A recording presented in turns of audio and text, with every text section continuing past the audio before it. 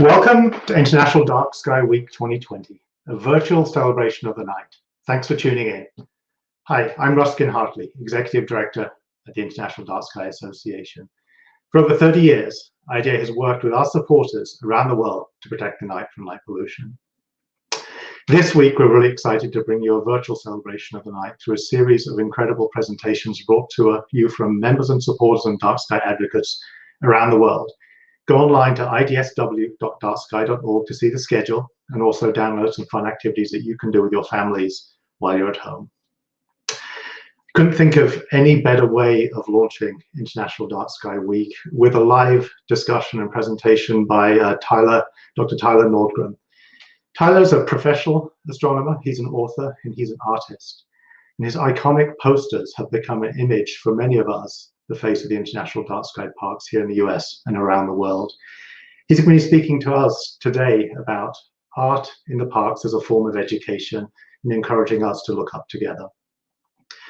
You can follow along in Facebook or on YouTube. We hope you will. Please drop a comment in, let us know where you're tuning in from and if you've got any questions. Tyler's going to speak. Because this presentation, we're going to be throwing some of those questions up. And at the end, we'll come back and we'll have the opportunity to go through a great Q&A with Tyler to understand a little bit more about his work supporting the night and helping us understand both the value of the dark and how to protect it from light pollution. So without further ado, I wanted to turn it over to Tyler. Welcome, Tyler. So great you could join us. I think it's Monday morning for both of us. It might be Tuesday morning for some of us if we're dialing in from the Southern Hemisphere and places in Australia and others. But thank you for joining us. Thank you for launching us. And I'm excited to hear what you share. I think you're still on mute, Tyler. Oh. There we go. Okay. Let's see. Can you hear me now? We can. Okay. Fantastic. It's a real pleasure to be here. And thank you so much for having me. And one of the things I really love to talk about is night skies, astronomy, and art, product of a liberal arts education. And all of these really work together because as long as we've had national parks, there's been art to promote tourism and conservation. The painter, Thomas Moran, was a member of the first government expedition out to the Wyoming Territory in 1872. And his painting of the Grand Canyon of the Yellowstone wowed audiences back east, and it was instrumental in the creation of Yellowstone National Park, the world's first national park. And 60 years later, during the Great Depression, the Roosevelt administration had this WPA, the Works Progress Administration. And part of that was an art campaign to get people to recycle, to clean up their neighborhoods, to promote health, and to promote tourism, including the national parks. And today, those WPA posters for national parks are an iconic feature of the parks, and they're beloved by generations. After the war, in the 1940s, Ansel Adams was employed by the Department of the Interior to use photography to go out and photograph these same iconic features of the national parks, places like Old Faithful and Yellowstone. And for a new generation of people just returning from the war with brand new cameras that anyone could own, they spurred an interest in photography for these families that were now traveling the country and seeing many of these places for the first time. So here we are today, the dawn of the 21st century, and it is probably no coincidence that the rise of digital photography and digital cameras that anyone could own that were incredibly sensitive to low light levels have allowed a whole new generation of photographers to capture these same iconic features, these same beloved images of the national parks, but now at night. And that this ability to photograph the Milky Way has coincidentally been at the same time as a new appreciation for these dark skies that are available in America's national parks. And to It's for this reason that about 10 years ago, I coined the phrase, half the park is after dark, because for the first time, people were realizing that they could see something in these parks at night that increasingly was not possible at home. Now, I'm an astronomer. I've got a PhD in astronomy, and I grew up around telescopes. I spent my graduate career at observatories. Palomar Observatory in Southern California is where I wrote my first papers, and I developed a profound love of cameras and night sky photography. Well, in 2007, I went on a sabbatical from my university with the National Park Service, and I spent 14 months traveling throughout the national parks, promoting what park visitors could see, what they could learn about astronomy during that other half of the day when the sun is down and the night is out. And I worked with park rangers to promote what they could use to educate the public about this other half of the national parks. Because one of the key features of park interpretation, the Ranger Evening program, which frankly, night sky programs are the most popular programs the Park Service offers. But a key feature of those programs is that what the public isn't able to see, they won't appreciate. And if they're not able to appreciate something, they won't be driven to preserve it. So preserving dark skies is only possible as people are able to see it. And so that's why you can find night sky parties, astronomy festivals throughout the Park Service all across the country today. And with every year, these become more popular. And the Park Service as a whole has really taken it in their second century as something to promote these dark, starry skies in America's national parks. And the reason why these parks are such amazing places for dark skies can be viewed here in this composite image of the Earth at night, which I'm sure many people have seen. And what you see there is the lights of us, the lights of our civilization. Think about it. Every single point of light that you see here is it's light light illuminating a camera on a spacecraft in orbit around our planet. This is light traveling upwards into space. And Italian astronomers took those images and that light and modeled how it would affect the darkness of the light sky from any place on Earth. And what you see here is a map that they've made of the dark sky brightness found directly overhead from any location in the United States. Here we see the eastern half of the United States. And the first thing that leaps out at you is the cities. This is where the majority of people live in the United States. Blacks and purples show the darkest skies directly overhead at the zenith. And those skies directly overhead get brighter as you go up from blues and greens to yellows, reds, and whites. Also shown here, the interstate freeway system, and in red, the national park units. And what you see is just how bright our eastern United States is. And it's for this reason that today 80% of US and European public can no longer even faintly see the Milky Way from where they live.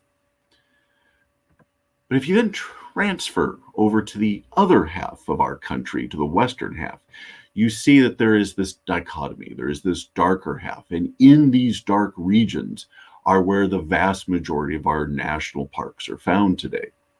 Places like Yellowstone up in northwestern Wyoming, or Capitol Reef in Grand Canyon in southern Utah, northern Arizona. These are the places where 100 years of the National Park Service protecting and preserving these natural landscapes, these natural places by day, has almost inadvertently protected the night skies above, where there isn't development, where there aren't car dealerships and banks and condominiums. You don't have the lighting that hides the night sky at night. And for this reason, back in 2007, the International Dark Sky Association, in cooperation with the National Park Service, declared one of these park units Natural Bridges National Monument to be the world's first international dark sky park. When standing there under those sandstone arches, you could see that the brightest thing in the sky wasn't the glow from some nearby city, but rather the center of the galaxy, the center of the Milky Way. Well, in 2008, I used the See America campaign from the WPA from the 1930s. I took inspiration from those posters to create a new type of poster to promote these dark skies that the parks were just beginning to find a way to communicate to the public. And whereas there had been this See America campaign to see the beauty that the parks were preserving on the ground back in the 30s, today we've got this new campaign, See the Milky Way, where half the park is after dark, to promote the beauty that these national parks and these dark sky parks were preserving above the horizon.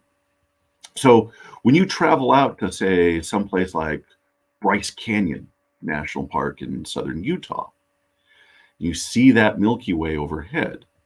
Well, today we have the Bryce Canyon International Dark Sky Park, which is promoting the beauty of the night skies. Or when you go out to Black Canyon of the Gunnison National Park in western Colorado and stand there on the rim overhead, you see the beauty of the Milky Way, that galaxy of 400 billion stars stretching from horizon to horizon. In Acadia National Park in Maine, we realized that the Milky Way isn't just something that's visible on the West Coast, but you can still see the stars, a natural starry sky like every generation of human beings used to be able to see. You can still see that even on the East Coast, where cities are found. And one of the amazing things about Acadia is that when you go up to the top of Cadillac Mountain there, for instance, and you see the Milky Way, you realize that for once, stars don't have to come at the expense of, say, business.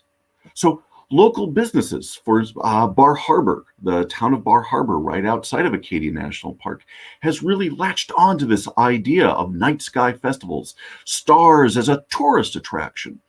And so for once, it's not stars versus dollars, but rather stars as a driver of the economy. Or go out to some of the most hard to access parks, like Chaco Culture National Historical Park, a place out in northwestern New Mexico where there's no paved road to get there, but rather 15 miles of a rugged dirt road that almost transports you back in time to see that a starry sky has been a part of human culture for as long as we've been human beings.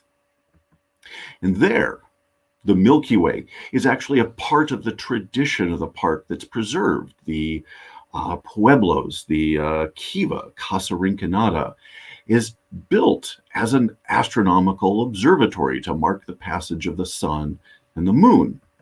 And today, when we go out there and we preserve these dark skies, dark starry skies, we see that, well, light from distant cities and mines and communities, they know no national park boundary. And so protecting these skies is something that's vitally important for the future generations. And so when Chaco Culture was declared an international dark sky park, we help preserve these dark starry skies for future generations.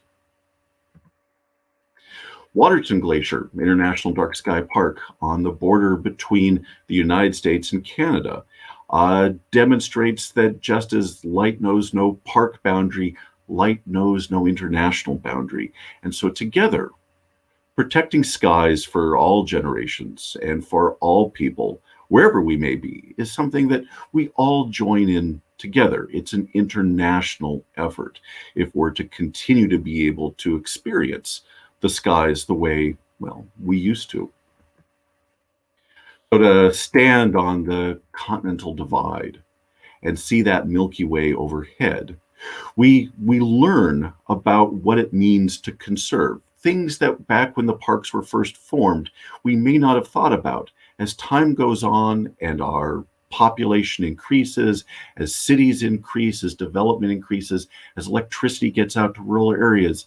These are the sorts of issues that take a generation, new generations, in fact, each year to say, we are going to preserve these dark skies for our children. Because the World Health Organization has just calculated that 50% of the world's population lives in urban areas, and therefore 50% of the children born this year will probably never see the Milky Way unless we do something to change that. So I've been working with these national parks to promote these dark starry skies, and as with each coming year, new parks are declared to be international dark sky places. We promote them anew to people that may have never thought about going there after the sun goes down. And so I'm reminded of that sabbatical year I spent in the parks, where every single night I was out there under the stars. And when I first began that back in 2007, I was there by myself, have these places alone. And there was a simple beauty in that solitude. But those are the places that we look to share. We share with our friends, we share with our family, we share with our children. So when I was asked to design the Arches International Dark Sky Park, it was a particular joy for me, a real honor to be able to go out and do that. And in fact, one of the signs for these International Dark Sky Parks is that we must promote these dark skies, not just within the park, but in the communities, and they must be a source of education so that people understand why these are precious places. And so one of the things that all international dark sky parks have is a plaque displaying their designation. And to be able to design that for Arches was a true honor. So what I want to sort of leave folks with here is this thought to when, unfortunately, we all find ourselves at home these days, and so not many people have the ability to go out to Big Bend National Park out in West Texas. But when it does come time for us to leave our homes, to go back out and to be in nature, because of all the work to declare these dark sky parks, such as Great Basin National Park in eastern Nevada, we will know that while we may not be in the parks today, the stars are there, and the stars will be there for us when we're finally able to go again. And so I want to leave you with a few of these parks that have become such instrumental places in shaping a new idea for what conservation means, such as Natural Bridges, or in 2013, Death Valley International Dark Sky Park. In 2014, Grand Canyon Parashon, and Hovenweep, or Great Basin in 2016. Goblin Valley, a state park, and Dead Horse Point. Joshua Tree, where millions of people in the Los Angeles basin get to see the Milky Way for the first time. And Cedar Breaks, up at 10,000 feet in elevation in Utah. Craters of the Moon in 2017. Incidentally, the same year that the total solar eclipse, the Great American Eclipse, also went over Craters of the Moon. And Dinosaur International Dark Sky Park just this last year. As well as Great Sand Dunes in Colorado. The stars will be there.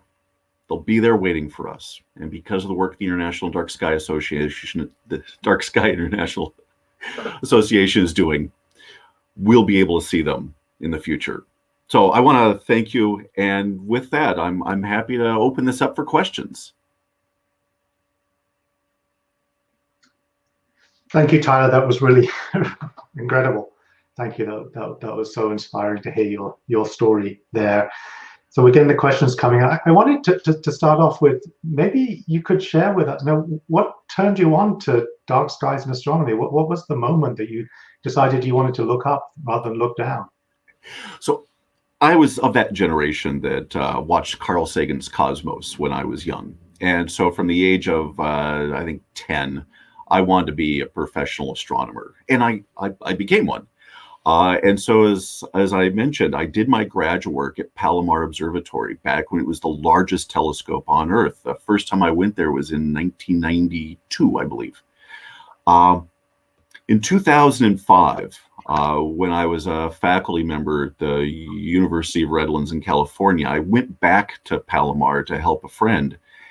And in the intervening decade, a sea of lights had swept around that mountain, and it was shocking how much brighter the skies over Palomar had gotten.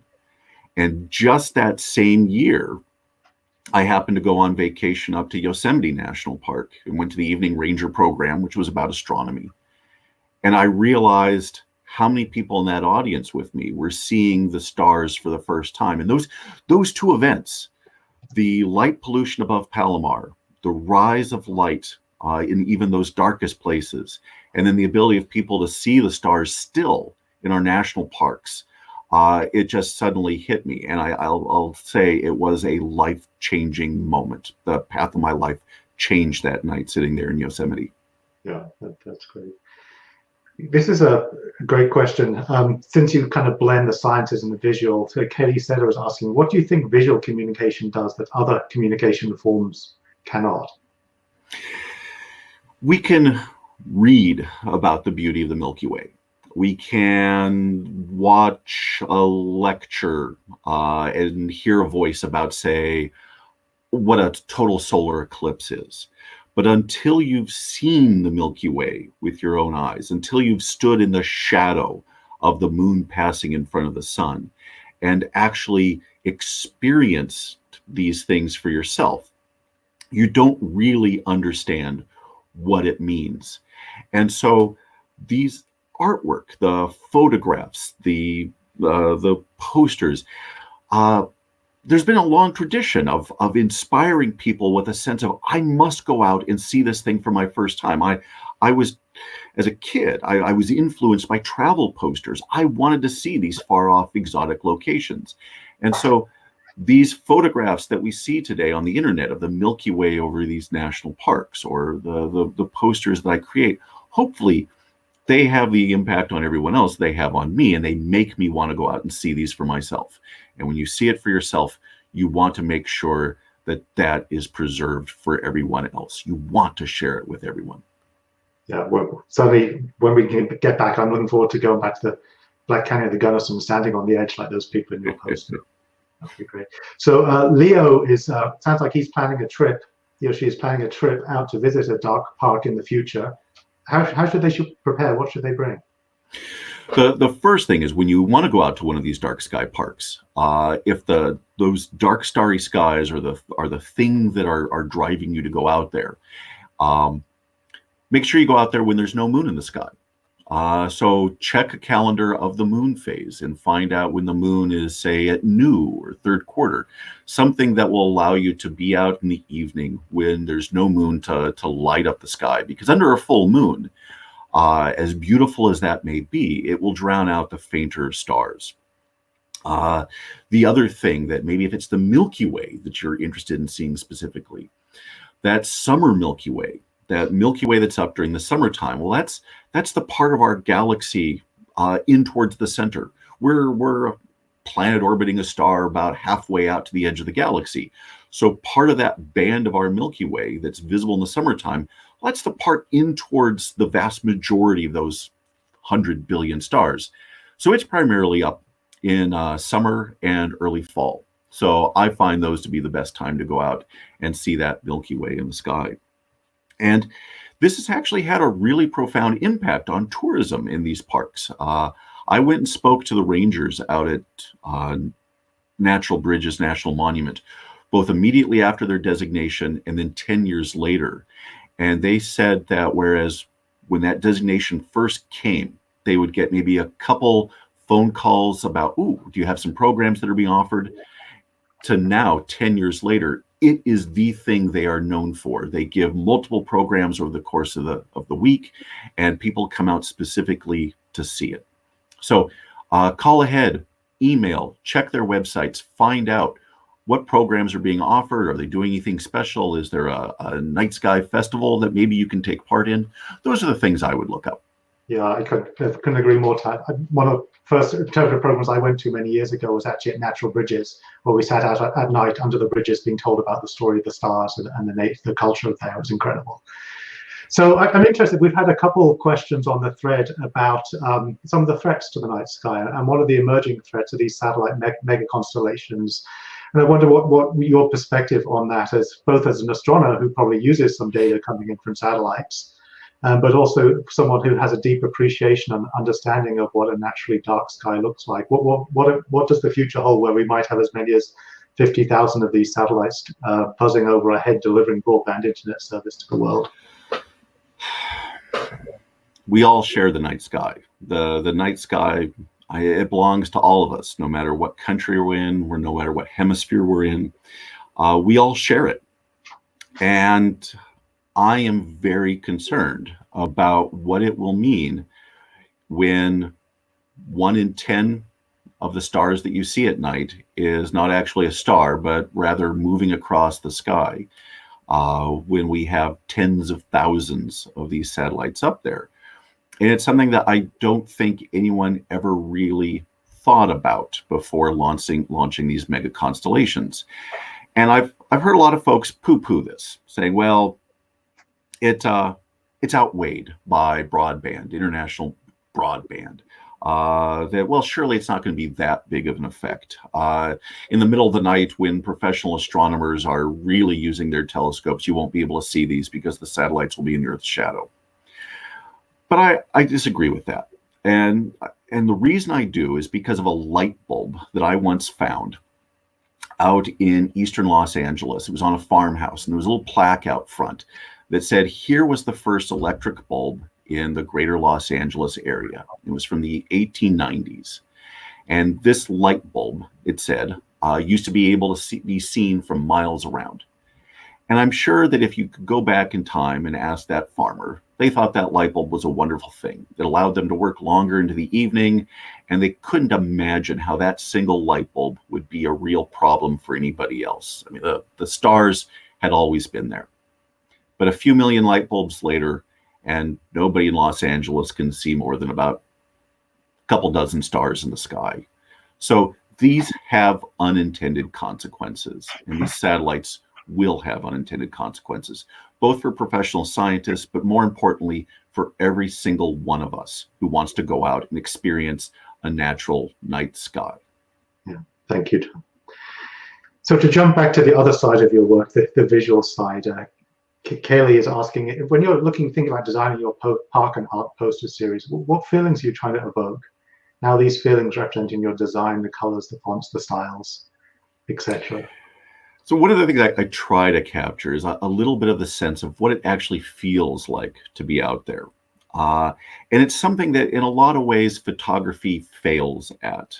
We've all seen these beautiful Milky Way photographs stretching, looping over the photographs, bright, vivid colors, yellows and reds and golds.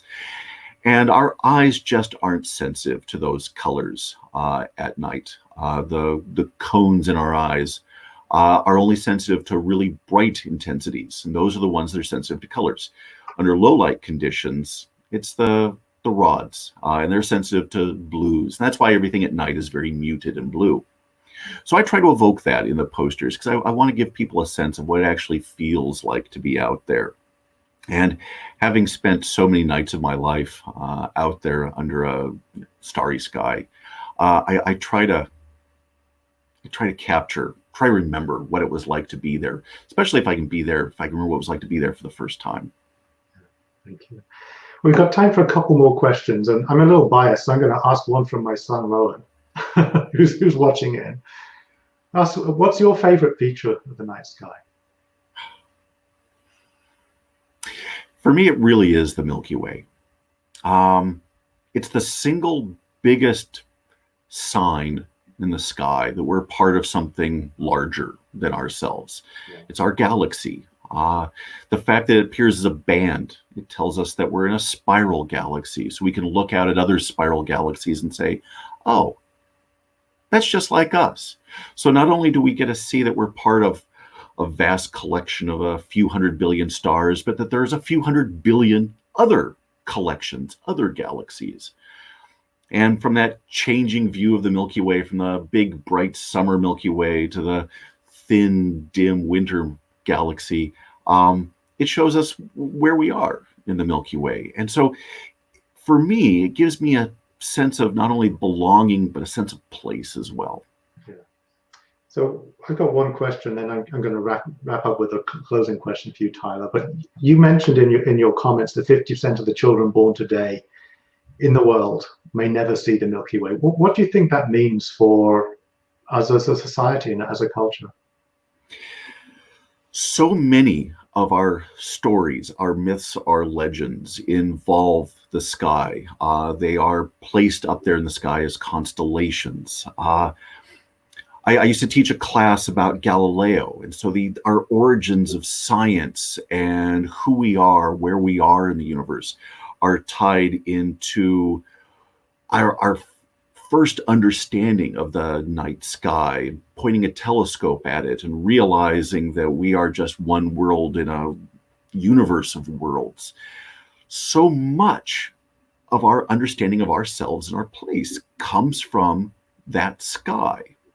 And by having made it almost impossible for 50% of our population to even really see that sky, means that, well, for instance, in Los Angeles, I once looked up on a dark, starry night, and I counted 12 stars in the sky. When there's only 12 stars in the sky, there's no point in looking up. And so even if you could see Venus or Jupiter, what was the point of even looking up to notice them? And so when you don't even notice those things, what prompts an interest in those things? So we are hurting our understanding of ourselves. We are losing a sense of awe. We are hurting the drive to create maybe that new generation of scientists. And frankly, when you do miss the fact that we are part of something larger than ourselves, it interferes with our ability to connect with one another. Yeah. And to think that we are all in this together, and that maybe together we can make this planet that we share a better place. Thank you. Thank you. So a number of people have asked this, but Mary said, let's ask this at the end. So it says, what can I do to help, apart from send money? So part of it is every single one of us has a light in our house, has a neighborhood that we are a part of, a town that we are a part of. Learn about what your community does when it comes to lighting. Learn about how you impact the lights in your neighborhood. Do you have a light in your house that shines in your neighbor's bedroom that maybe has been bothering them, but they've been too afraid to come and talk to you about? Meet your neighbors. Think about why you're using the light the way you do, and take a look at the International Dark Sky Association's website about how to be good night sky friendly neighbors. It starts with us. And the more we can change ourselves, the more we can change our communities, and the more that we can push back the light and get the darkness back. Yeah, thank you, Tyler. So if people have other questions would like to follow up, is there a way that you can be reached through social media or your website or anything like that? So I am on Twitter, let's see, through Night Sky Parks. I am on my website, spacearttravelbureau.com. I've got a contact button there. And so I get folks sending me emails all the time. Yeah, really, those are the best. And I try to respond to everybody, and you know, it's especially in these times when I don't get to meet people in person. Well, you responded to us within minutes of us asking. So thank you. We cannot thank you enough for kicking off the live version of International Dark Sky Week with an incredible presentation, an incredible discussion. You've set a high standard for the rest of the week to follow. I hope you tune into the other presentations that are going to follow. We've got some great ones coming up later today. Our very own John Barentine at 4 o'clock is going to be talking about lost constellations, the ones that didn't make into the Pantheon of '88. And later today at 5 p.m., If you're interested in the stars down under, Fred Watson, who's a noted astronomer from Australia, is going to be just discussing the southern sky. So again, thank you. I also, in closing, wanted to really thank our IDA members and supporters. We scrambled to put this together over the last 3 or 4 weeks. We've done it so that we've created a platform for all of you to engage, and we're able to do it because of all the support that you offer. In terms of what you were saying, Tyler, in terms of it begins at home, we also believe that. And actually this week, we're going to be launching our first home lighting assessment so that you can do a simple checklist of things that you can do at home to be part of the solution. So you'll be able to go online to idsw.darksky.org later this week, download this and spend some time checking out your lights at home. And if you've enjoyed this, please tune in during the rest of the week and consider supporting IDA so we can continue doing programming like this. Thank you.